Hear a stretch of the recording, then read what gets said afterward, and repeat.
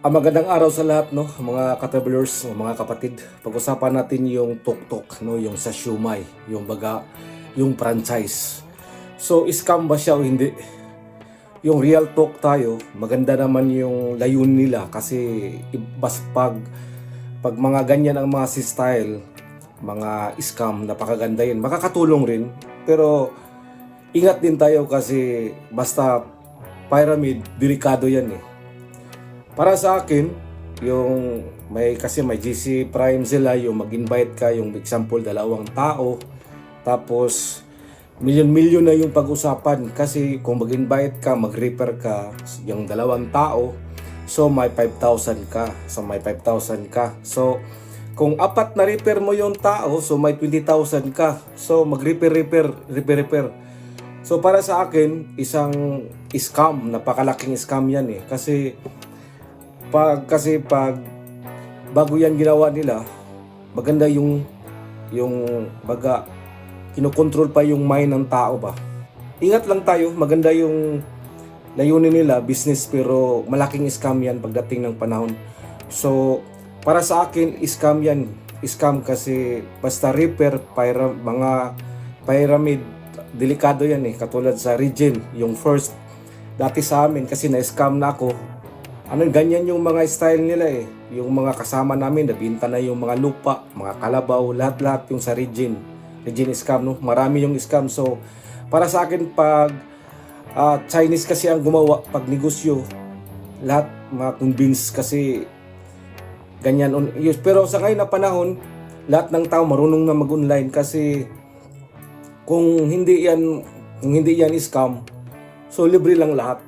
Kasi nagkuha lang sila sa yung baga may product ako na example ni copy sa akin to baga nag-join lang sila ba. So pag join nila, so bago ka mag-join, kunin na yung pera.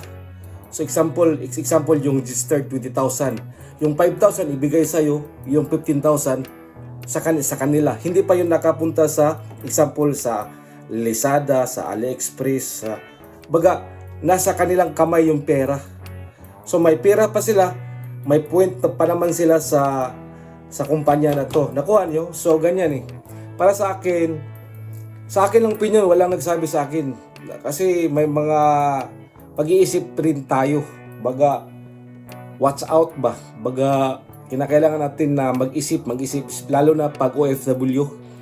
Sa ngayon na panahon, pandemya, tapos ginagamit talaga ang mga OFW. So mga OFW, mag-ingat tayo kasi makakatulong din yung starting nila, pero delikado pag ending. Yun ang tandaan ninyo kasi pag yung mga OFW, yung iniisip nila yung mga anak sa Pilipinas, yung pamilya nila, imbis na makakatulong, wala na scam na. Delikado pag ganyan yung sistema, baga pyramid. So kung makadikit ka sa left, may 1.5 ka, ganun ba. So kung mahiyain ka, hindi yan bagay sa iyo. Pero kung sure ka talaga na makakatulong sa iyo, doon ka. Pero para sa akin, mag-ingat ka, pero sabi nila tulungan ka nila. Ang ending yan, hindi eh. So sa akin lang, wag lang gamitin nila yung mga word na mga Panginoon o baga mga Diyos kasi iba kasi pag scam. Yun lang, maraming salamat sa inyong lahat. God bless. Jesus loves you. Safety mga kapatid.